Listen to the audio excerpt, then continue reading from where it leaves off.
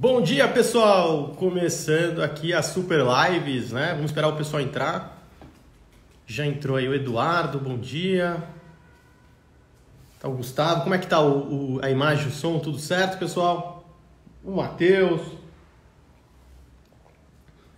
Tá aí o Renan. Lembrando que as lives, né? Elas vão começar todo dia às 8h35 da manhã. Então hoje é a primeira de 5, né? E vai ser uma série muito especial, né? Uma forma de eu contribuir com bastante conhecimento de base para vocês. Tá aí o César, o Flávio, todo mundo aí.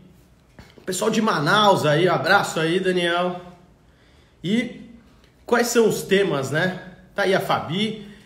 Quais são os temas, né, que a gente vai tratar ao longo? Tá aí meu amigo Tom aí também, um abraço.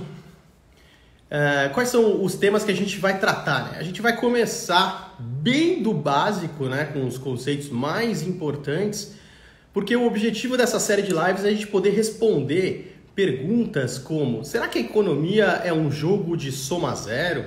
Ou o que faz uma economia crescer no curto prazo? O que faz uma economia crescer no longo prazo? Tá aí meu amigo também, Pablo Ganassim. Abração aí, ele que treina aí a equipe de matemática, né, nas Olimpíadas de Matemática.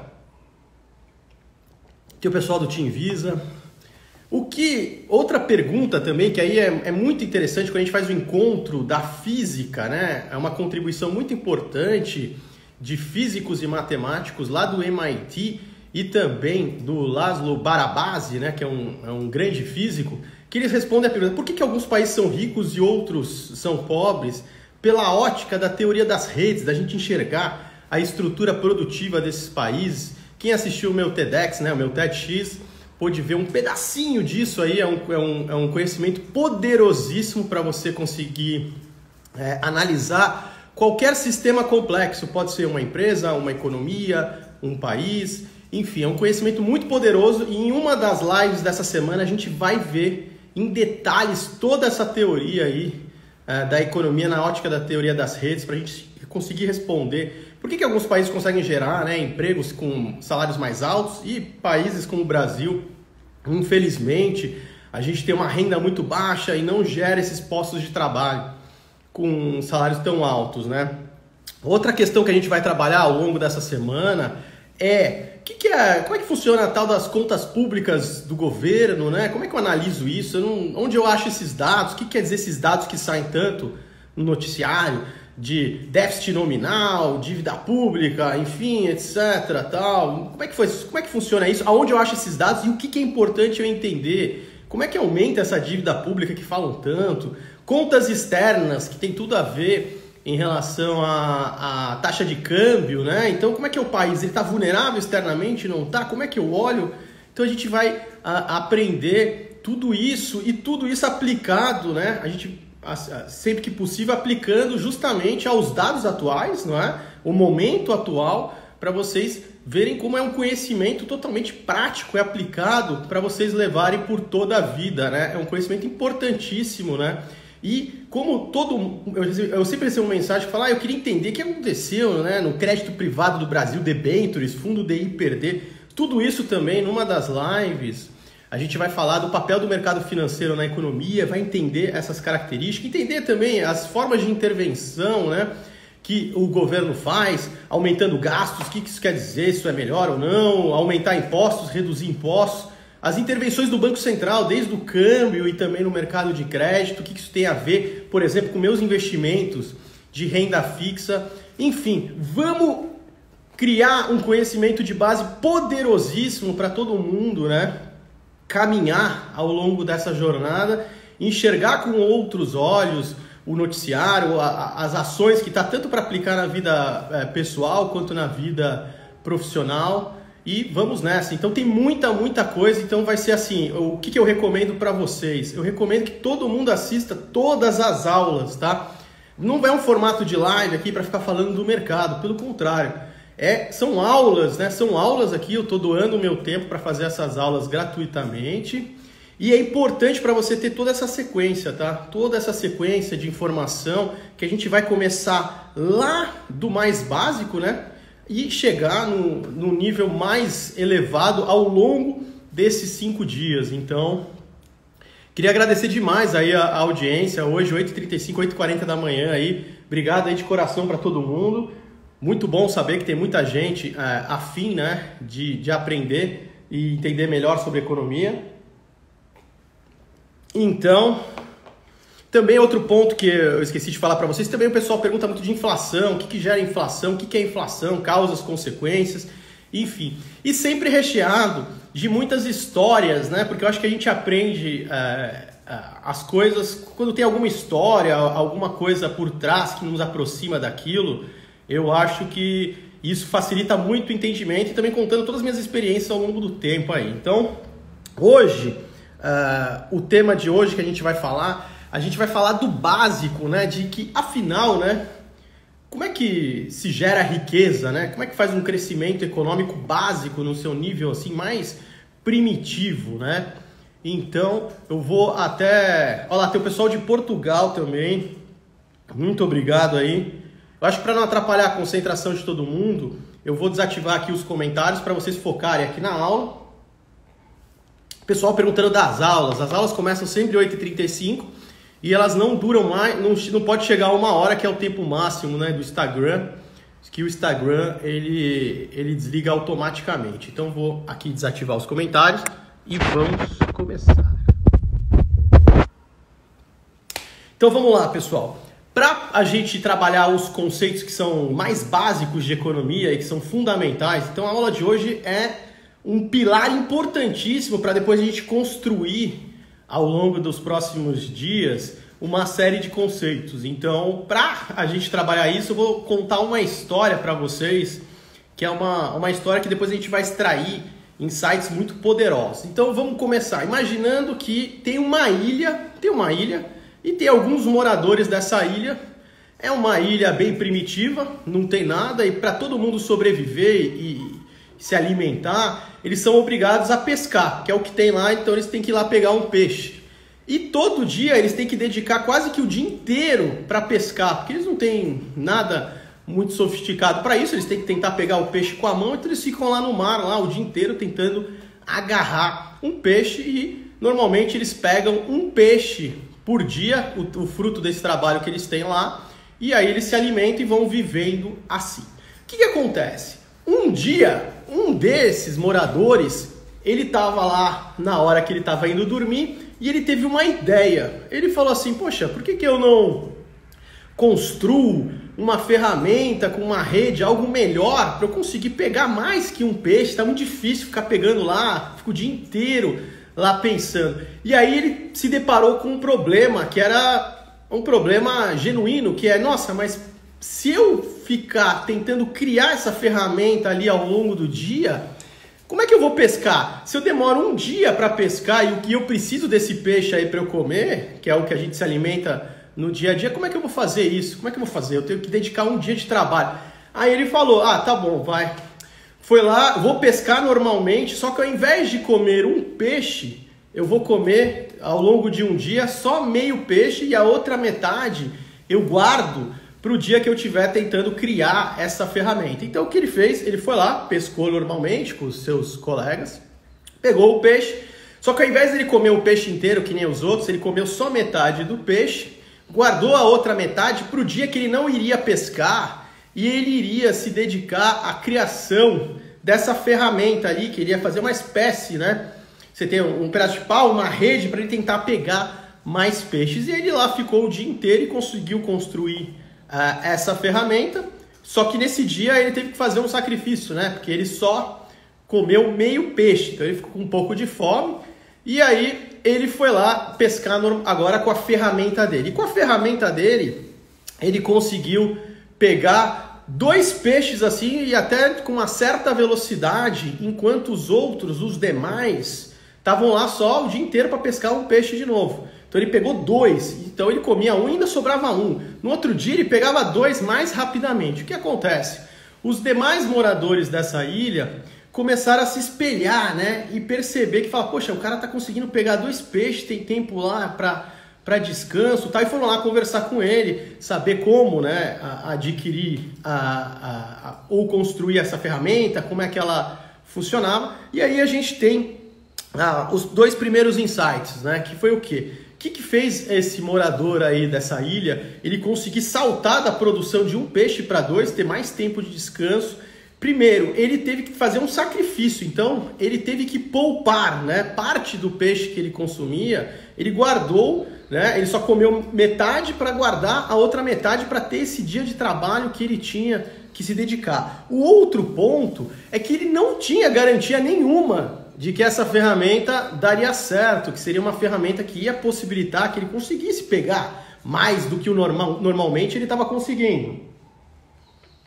Então, outro ponto importante, pessoal, ele assumiu riscos, né? Então ele assumiu riscos, já que não era garantido, e a partir dessa experiência que ele foi compartilhando com os demais membros dessa ilha, a ilha passou, né? Todos os moradores eles conseguiram construir também, eles pouparam e investiram e começaram a construir as suas ferramentas e começaram a aumentar a produção, né, de peixe. Então, em vez de ficar o dia inteiro pegando um, que é o que eles precisavam para subsistência, começaram a pegar 2. Tem um ponto que o cara que criou originalmente essa ferramenta, ele pode em algum momento ter falado, olha, eu te passo a experiência aqui, mas quando você pegar seu peixe, me dá metade, enfim, isso pode ter acontecido, enfim. Mas o ponto é, aumenta a produção de peixe da ilha e aí vem um ponto muito interessante, pessoal, muito interessante, que como agora eles estavam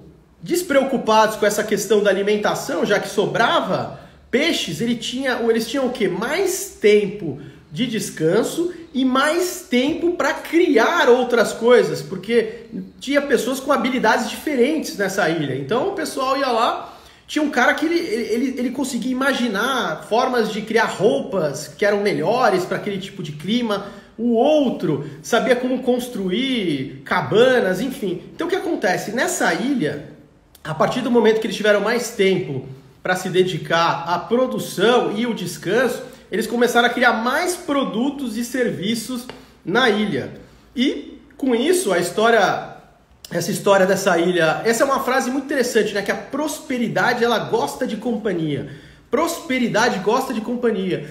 Então, essa história correu por outras ilhas e começaram a vir novos moradores ali, porque tinha uma demanda mesmo para mais mão de obra, para pessoas participarem de mais processos de produção, e aí a ilha foi se expandindo ali, foi prosperando. Então, o que é essa história muito simples, né, e básica?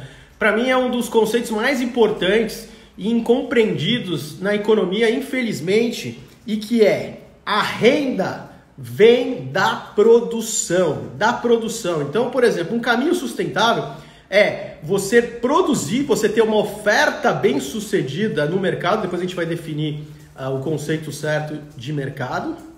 E você, ao conseguir ter essa oferta bem sucedida, você vender isso, você tem renda. E com a renda, você consegue consumir. O que é o atalho perigoso e que normalmente as pessoas não percebem? É querer consumir direto sem ter produzido antes e sem ter renda. Qual que é o caminho que seria esse? Através, por exemplo, do endividamento, de você gastar, né, mais do que você tem. É um caminho insustentável. Aquilo lá é uma questão de tempo para a casa cair e tudo por água abaixo. Então, com esse exemplo, essa historinha muito simples, muito bobinha da ilha o crescimento econômico começa quando você tem um aumento da produtividade. Porque assim, consumo, demanda, desejos das pessoas, todo mundo tem, todo mundo precisa se alimentar, precisa se vestir, precisa morar, tem seus gostos por entretenimento, enfim, você tem coisas mais básicas, coisas mais elaboradas, mas todo mundo tem esses desejos. Aonde está o grande desafio da humanidade? Aonde está a chave de tudo? É como produzir. Por quê? Porque as coisas no planeta, como no exemplo da ilha, vêm no estado natural. E você precisa ter condições de explorar aquela natureza. E os recursos são escassos de como produzir isso. E além disso, você tem que ter e desenvolver uma série de conhecimentos e informações para você inovar, você criar novos produtos, novas formas de produção, aumentar a produtividade, você conseguir produzir mais com menos, em menos tempo, enfrentando essa restrição natural que a gente tem da escassez dos recursos, que vai inclusive até do tempo. Então, outra característica que é muito importante, então o estímulo, né? Você veja, nessa ilha, o cara ter descoberto um dia uma ideia de como criar uma ferramenta para ele pegar mais peixes e pegar mais peixes, estimulou toda a prosperidade da ilha, gerou também o estímulo e benefício para novos mercados e produtos e a renda de todos irem subindo. Então, quando você tem esse tipo de ambiente, um ambiente que você tem uma liberdade de escolha, um ambiente que você tem a livre iniciativa para empreender, não tinha ninguém lá, o dono da ilha chegou e falou, não, você está proibido de fazer essa ferramenta, vai lá pescar, come o que você tem. Outro ponto importante, foi necessário no presente um sacrifício. O ser humano ele quer consumir hoje, mas quando ele abre mão de consumir hoje, é porque ele está querendo consumir mais lá no futuro. Então você vê que tem uma série de conceitos econômicos que são extremamente importantes. Então, ali que você vê que a grande chave da riqueza em qualquer economia está na produção. E aí vem um outro ponto muito interessante, que é que não necessariamente tudo que for produzido vai ter uma aceitação no mercado. Pelo contrário, né? Por isso que os empreendedores bem-sucedidos são aqueles que têm a capacidade de enxergar e até antecipar as necessidades das pessoas, ou os caras são tão à frente que conseguem enxergar necessidades até futuras, como a gente viu. Então, quando fala economia é um jogo de soma zero, chega a beira a ser o ridículo. Então é só pensar a humanidade desde os começos lá, dos primórdios, quanta tecnologia foi criada, quantos produtos e serviços, como aumentou a produção. Então tudo isso é riqueza que foi criada, né? Então se a gente for comparar a vida das pessoas na média com como era nos primórdios, mesmo os grandes reis, o que tipo de produtos e serviços que eles tinham acesso na época comparado com alguém hoje de classe média ou alguém até de uma classe menos favorecida, os caras não tinham literalmente nada. O mundo foi avançando, né? Foi criando riqueza, porque riqueza não é um jogo de soma zero, pelo contrário, é um jogo de soma positiva. Quando a gente viu na ilha isso acontecendo e surgindo mais produtos, mercados novos,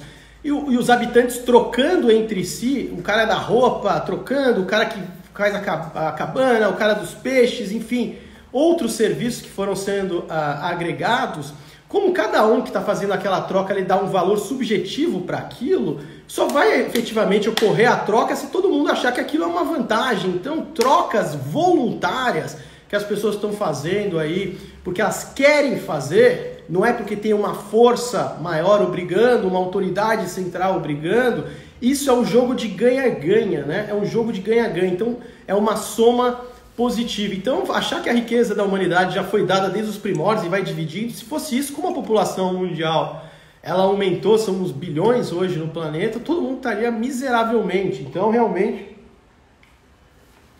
é impressionante como, infelizmente, esse conceito ele ainda é repassado para as pessoas. Então, é muito importante a gente enxergar isso, a origem para você obter renda vem dessa produção bem-sucedida.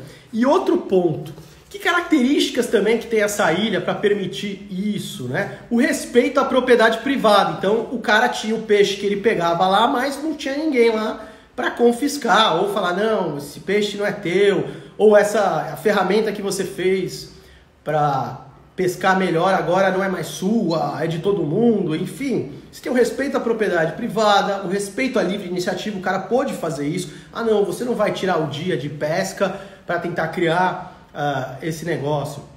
Enfim, você tem o que eu chamo de mundo livre. E aí vem um outro ponto interessante. Perguntaram uma vez para o Nassim Taleb se o sistema antifrágil, um sistema que prospera na desordem, atravessa os tempos, era um sistema que impedia que pessoas ruins ou com intenções ruins ou que pudessem provocar danos coletivos, se o sistema é aquele que impedia essas pessoas de entrarem nele. Aí ele falou, claro que não, que bobagem. Sistema antifrágil é aquele que, apesar dessas pessoas estarem lá dentro, elas não conseguem provocar dano coletivo e não conseguem expor o todo à ruína. E quando você tem uma estrutura do mundo livre, olha só que interessante. Na estrutura do mundo livre, você, o tempo inteiro, para você prosperar, você tem que produzir. Ou seja, servir a sociedade no sentido de atender, solucionar problemas e tornar a vida das pessoas melhor. Porque senão elas não vão consumir aquilo que você está produzindo. Não será uma oferta bem sucedida. Não adianta, você pode botar um produto ruim, ele só é comprado quando você tem alguma força obrigando aquelas pessoas a comprarem aquilo. Senão elas não vão comprar. Elas querem comprar produtos e serviços do melhor qualidade e com o menor preço possível. Então você tem uma competição também. A própria natureza, ela funciona dessa forma. São uma série de experimentos simultâneos acontecendo para ver qual que é o melhor que vai permanecer. Assim também no mundo livre, né? Da economia, do respeito à propriedade privada, da livre iniciativa, liberdade de escolha. Então, o cara, por exemplo, tem um cara que ele é o cara mais egoísta do mundo. O cara é insuportável. O cara odeia as pessoas, mas o cara, ele tem uma fissura por riqueza, ele quer ter bens, ele quer ter tudo. Mas o cara odeia todo mundo. O que acontece? No mundo livre, se ele só vai conseguir atender esse interesse dele pessoal se ele, em primeiro lugar, atender o interesse da sociedade. Se ele não for útil à sociedade, se ele não servir à sociedade, solucionar problemas e tornar a vida das pessoas melhor, ele está ferrado, ele não vai conseguir atender isso. Então, nesse tipo de estrutura, o cara mais egoísta, o cara insuportável, o cara ruim, ele é forçado, ele é incentivado a também ser útil à sociedade, a servir à sociedade, senão, caso contrário, ele vai acabar o quê? Na miséria. Então, essa dinâmica é muito, muito interessante. E outra questão do mundo livre que é muito legal é que ninguém está a salvo. Nem quem está no topo pode ir para baixo, porque você não tem nenhum mecanismo. Depois a gente vai nas aulas dos outros dias ver que tipos de intervenções governamentais que emperram esse mecanismo de filtragem, que é essencial, de colocar a pele de todo mundo em risco, que é no sentido de que a partir do momento que você não está mais servindo a sociedade, está oferecendo produtos ruins, serviços ruins, etc., você não é mais útil dentro da sua ocupação como trabalhador, enfim, empreendedor, trabalhador, você vai sendo filtrado, né? Então, o cara que constrói uma coisa muito legal, fica lá bilionário, etc., a partir do momento que ele não continua esse processo, ele vai o quê? Afundando, porque você tem uma competição, vão surgindo alternativas melhores, as pessoas vão migrando. Então, por isso que no mundo livre, quem é soberano é o consumidor, não é as empresas, é o consumidor. O consumidor é o grande agente soberano, ele que vai determinar quais serão as ofertas bem-sucedidas, vai também enviar informações através do mecanismo de preços, quanto que deve ser produzido ou não, e aí a gente chega num conceito muito importante do mercado. O mercado, quando o pessoal fala, o mercado fez isso, o mercado fez aquilo. O mercado, pessoal, numa economia, não é um ente sobrenatural ou uma coisa, um local ou alguma coisa, não. Quando a gente fala do mercado, o mercado, então anota aí, o mercado é um processo. O mercado é um processo. O mercado é um processo descentralizado de interações entre toda a sociedade que está fazendo as suas trocas ali entre si. Isso é o mercado, é um processo descentralizado de tentativas e pequenos erros. Então junta uma inteligência de toda a sociedade.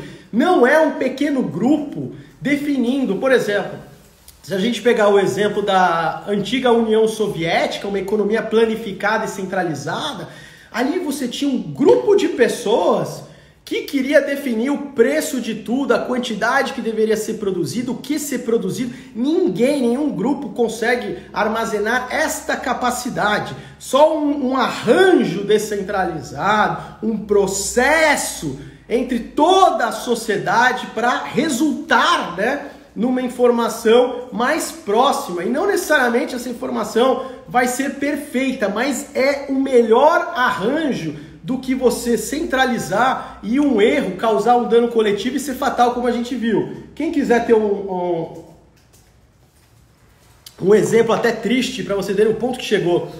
Em relação à União Soviética, um dos vídeos que eu acho mais bizarros que tem no YouTube, dá uma olhada à inauguração do McDonald's em Moscou, quando a União Soviética estava ruindo e eles estavam começando a abrir um pouco mais a economia. É bizarro, uma fila quilométrica, cara, parecia que tinha caído um disco voador ali. É muito triste, como outro filme que eu indiquei também, para vocês verem regimes totalitários, que bizarro que é Chuck Norris contra o terrorismo. O nome é engraçado, mas é uma história lá na Romênia, que os caras, para assistir filmes, eles tinham que assistir escondido, que era proibido você ter um filme estrangeiro e assistir em casa, para você não ver lá o mundo livre, como eles falavam, etc. Então é brutal. Então o mercado, pessoal, é um processo.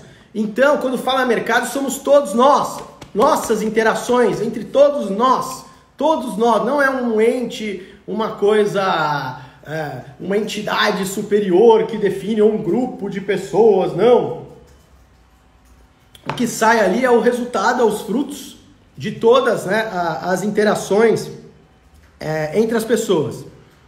Então, o mais importante, a frase, né, o mercado é um processo descentralizado. Isso é muito importante, porque toda centralização é frágil, né? Se você contamina, né, aquela centralização, a gente vai ver isso quando a gente estudar a teoria das redes daqui uns dias. A gente vai ver, você contamina toda a rede, pode provocar até a ruína daquela rede. Então, a riqueza do indivíduo, nesse arranjo, ela vem o quê? Dos serviços prestados que ela faz, dos produtos que ela está produzindo e mais, não é? A riqueza não é o dinheiro que o cara tem no banco, não, é a forma como ele está conseguindo produzir. Então, por exemplo, quem ainda acha que o mundo não é um jogo de soma zero, né? Acha que o mundo é um jogo de soma zero, pensa lá no Steve Jobs, na Apple, né? Tudo que foi construído, ou que se já estava lá e ele simplesmente, não, vou pegar aquilo e fazer, não. As inovações, as tecnologias que foram desenvolvidas, Amazon ou outras grandes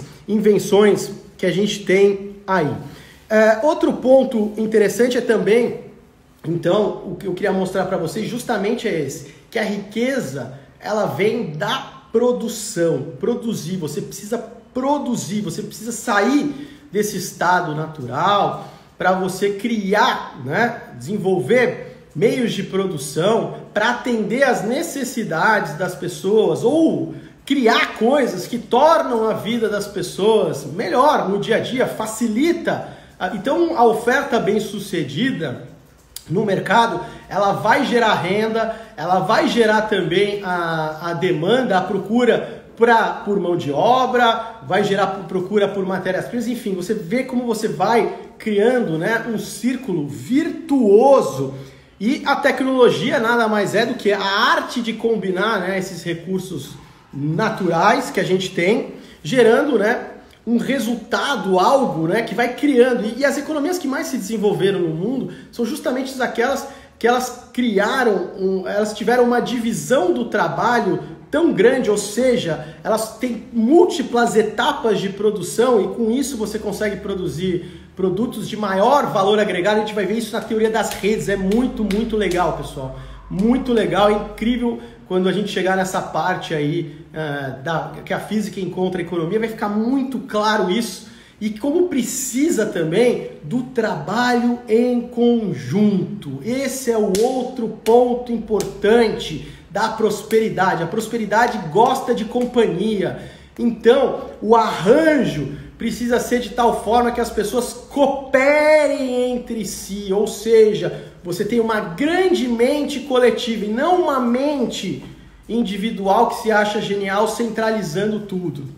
Então, a economia ela não é um jogo de soma zero, pelo contrário, é um jogo de soma positiva. E quando você tem o respeito à propriedade privada, a liberdade de escolha e livre iniciativa, você consegue possibilitar que esse arranjo ele emerja, né? Porque se, por exemplo, se tivesse alguém proibindo o cara de criar a ferramenta na rede, ou proibindo, ou determinando o que produzir ou não, impedindo as interações entre as pessoas, definindo como devem ser as trocas, você passa de um processo descentralizado para um processo centralizado. E um processo centralizado, ele é sempre frágil.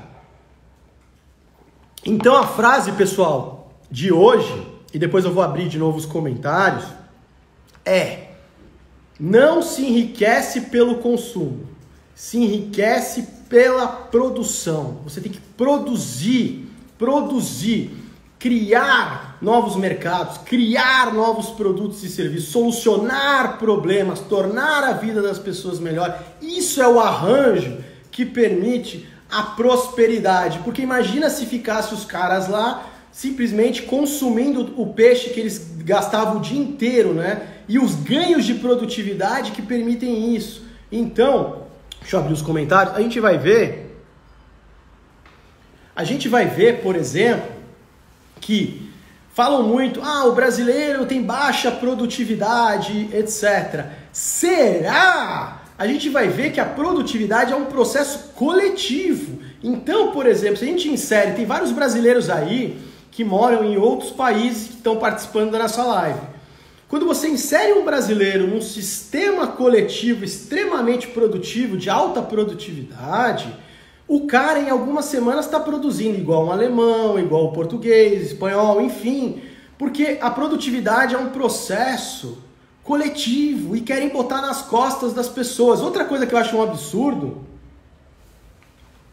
é falar, se você fizer determinada...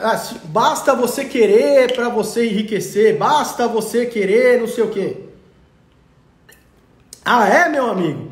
Se você tiver inserido numa estrutura que não for o mundo livre, que for oposto disso, você pode fazer o que você quiser. Quero ver você prosperar, eu quero ver você prosperar numa Venezuela, eu quero ver você prosperar em Cuba, eu quero ver você prosperar na Coreia do Norte, porque o que vale é isso que é a mensagem, além de que a riqueza vem da produção, é o arranjo daquela economia que vai determinar a mobilidade social. Vai ter uma aula que a gente vai tratar a diferença de desigualdade e pobreza, que condições a gente está vendo aí, precisa ter respeito à propriedade privada, precisa ter a livre iniciativa. Porque, por exemplo, vamos imaginar que lá na ilha, o cara lá que criou a primeira ferramenta, ele tinha um dono da ilha, ele chegou lá no dono da ilha e falou: maluco, é o seguinte, eu divido com você aí os peixes, mas é o seguinte, faz uma lei que a partir de hoje é proibido criar ferramentas para pescar. O que aconteceria com essa ilha? Ia só o cara ficar lá com os peixes e as outras pessoas que também desenvolveram a ferramenta e conseguiram ficar livres para ter mais tempo de descanso e tempo para criar outras atividades, não poderiam fazer isso. Só que veja, no arranjo total, no geral, a resultante seria terrível para esse lugar. Terrível, ia ficar estagnado. A partir do momento que você deu liberdade de empreender, sem burocracia, sem coisas, enfim, você permite que as coisas desenvolvam. E a gente vai mostrar tudo isso em números essa semana. Em números. Por exemplo, amanhã eu vou fazer um teste aqui com o gráfico, vamos ver se coloca aqui. Deixa eu ver se eu consigo botar um gráfico aqui. Só para fazer um teste para amanhã, porque lembrando, aqui a gente não vai ficar na teoria, pessoal. Super lives vão ser só dados reais, analisando o momento, mas hoje a gente primeiro deu esse primeiro passo com esses conceitos tão importantes. Vamos ver se esse gráfico vai ficar bom. Ficou bom. Olha só, pessoal, só para adiantar um pouco, a aula de amanhã a gente vai tratar de ciclos econômicos. Ciclos econômicos, o que faz uma economia crescer no curto prazo, longo prazo? que provoca tais recessões, depressões e tal. Dá uma olhada nesse gráfico. Esse gráfico são dados reais do Brasil. Então é a economia brasileira desde 1993 até mais ou menos os dias de hoje. O que é esses gráficos? Você tem duas linhas aí. O que isso quer dizer, né? Você tem uma linha azul, que é a capacidade instalada de produção do Brasil. Então é uma estimativa, que é chamado PIB potencial, e é o crescimento de longo prazo do Brasil. Ou seja, quanto o Brasil pode produzir de produtos e serviços ao longo do ano. Porque tem um limite de matéria-primas, tem a restrição de mão de obra, restrição de tempo, enfim, você tem essa capacidade e até a tecnologia disponível. O que faz a economia crescer no longo prazo? Ela depende de duas coisas. Primeiro, aumentar a capacidade dela produzir e produtividade, ou seja, você ter ganhos de produtividade, você conseguir produzir mais com menos e em menos tempo. E o que é essa curvazinha que é mais nervosa aí, mais volátil, vermelha? É o PIB efetivo no curto prazo. Então é quanto a economia cresceu efetivamente naquele momento. Em que depende a economia no curto prazo? Depende do consumo das famílias, gasto do governo, dos investimentos para aumentar a capacidade instalada do país, daquilo que a diferença que o país exporta, ou seja, o que ele vende para os outros países e o que ele compra dos outros países, enfim, tudo isso define. Qual que é o pulo do gato desse gráfico aí? Perceba que quando a linha vermelha fica acima da azul, está mostrando o quê? Está mostrando uma situação que no curto prazo a economia está operando acima da capacidade dela. Ou seja, operando num território de distorções, muito aquecida. Então, porque você tem um limite para produzir. Então, por exemplo, se distribuísse R$1 milhão para cada brasileiro, todo mundo ficasse com o poder de compra de 1 milhão, como a gente tem um limite de produzir determinados produtos e serviços no curto prazo, todo mundo sai para comprar, os preços disparam. Ah, Richard, mas eu quero comprar no exterior. Ali, todo mundo precisa de moeda estrangeira, todo mundo sai para comprar dólar, dispara a taxa de câmbio. Então, é mais um exemplo de como simplesmente você aumentar a quantidade de dinheiro, estimular nesse sentido, você só vai gerar o quê? A perda de poder aquisitivo da moeda, a inflação de preços. Então, olha lá. E agora, quando a linha vermelha está abaixo da azul, é uma capacidade ociosa, a economia está operando muito abaixo da sua capacidade, tem uma pressão por excesso de estoques, desemprego. Então, teoricamente, o que a boa política econômica deveria querer estimular, não é? Deveria querer estimular o quê? A produção, a capacidade instalada dessa economia crescer numa velocidade muito maior do que o PIB no curto prazo. Mas como você tem uma questão de calendário eleitoral, olha o que acontece. Por exemplo, quando a gente vê que a economia lá por volta de 2013, que é quase o finalzinho do gráfico, olha lá a linha vermelha muito acima da azul.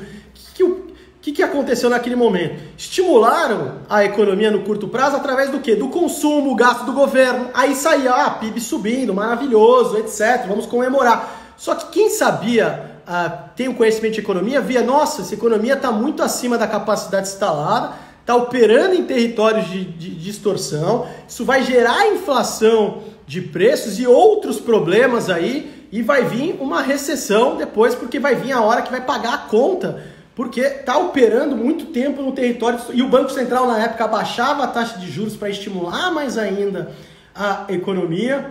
Enfim, um erro grotesco. E o que acontece quando vem uma crise? Olha só a tristeza que está acontecendo no Brasil. Veja como a linha azul ela subia, né, numa velocidade razoável. Dos anos para cá ela está ficando quase horizontal. Ou seja, o nosso crescimento de longo prazo, o nosso PIB potencial está ficando estagnado. Ou seja, qualquer crescimento econômico já gera distorções. Por exemplo, se não tivesse esse impacto do coronavírus e o PIB esse ano crescesse 2,5%, 3% ao ano, já ia começar a quase operar acima da capacidade instalada. E aí vai a questão, o que faz para esse PIB de longo prazo ele começar a crescer novamente numa velocidade grande? Aumentar a capacidade de produção do país e a produtividade. Infelizmente, se você olhar a taxa de investimento do Brasil em relação ao PIB, está num território estagnado muito baixo E a produtividade, infelizmente, ela vem caindo. E eu vou explicar para vocês, quando a gente tratar das teorias das redes, por que essa produtividade do Brasil é baixa, e não é culpa do trabalhador individualmente, não é culpa. E também não adianta também só você falar, não, mas se todo mundo tivesse ensino superior, não, você tem que criar um arranjo, uma estrutura coletiva que permita esta produtividade crescer, e a gente vai ver como isso deveria ser feito. Então eu vou abrir aqui de novo os comentários. E vocês viram então, o grande dilema de qualquer economia do mundo é o quê? Como produzir, que quantidade, como incentivar as inovações tecnológicas, como incentivar os empreendedores. Muitos empreendedores não vão dar certo, isso é fato, né? Porque é tentativa e erros, é um processo descentralizado, mas tem empreendedores que vão ser bem-sucedidos, que vão conseguir antecipar a necessidade, vão criar, ter ideias geniais para melhorar a vida das pessoas. E todo mundo, o interessante do sistema descentralizado é que a gente aprende com os erros daqueles que estão, né, sendo filtrados pelo sistema, para você cometer erros novos e não os mesmos erros. Então este é o arranjo antifrágil que vai aprimorando, porque os recursos são escassos, estão na forma natural. Esta é a encrenca do mundo real. Como produzir, como desenvolver tecnologia. Para isso você precisa de um bom ambiente de negócios, liberdade para empreender. Os empreendedores em muitas economias são sufocados por impostos, são sufocados por burocracias. O cara perde mais tempo para atender a burocracia do que para criar, focar no público dele. Então, a gente vai ver uma série disso. Então, amanhã a gente vai fazer a aula sobre ciclos econômicos, que a gente vai entender por que depende. Eu já fiz uma pequena introdução. O que faz uma economia crescer no curto e no longo prazo? O que provoca as recessões? O que é uma recessão? É um ajuste? Como é que é? Como piorar um processo recessivo ou como amenizar um processo recessivo? Enfim, depois a gente vai estudar o que são as contas públicas, contas externas, teoria das redes, inflação, enfim. São 5 aulas muito, muito especiais e que eu fiz de coração para vocês, para contribuir nesse momento, para todo mundo ter esse conhecimento de base aí, que é essencial por toda a vida. Então, pessoal, tira o print, põe a frase de hoje. Valeu, até amanhã às 8h35, pessoal. Muito obrigado de coração, espero todos vocês, espero que vocês tenham gostado. Hoje a gente deu o primeiro passo na nossa jornada e a cada aula vocês vão vendo que a gente vai chegando, né, em patamares mais elevados de conhecimento, até colocar todo mundo na mesma página ali e num nível absurdo que vocês vão conseguir ler os cenários econômicos e conversar sobre esse assunto com qualquer um. É isso aí, pessoal. Valeu, ótimo dia para vocês. Espero que todos estejam bem. Valeu e até a próxima!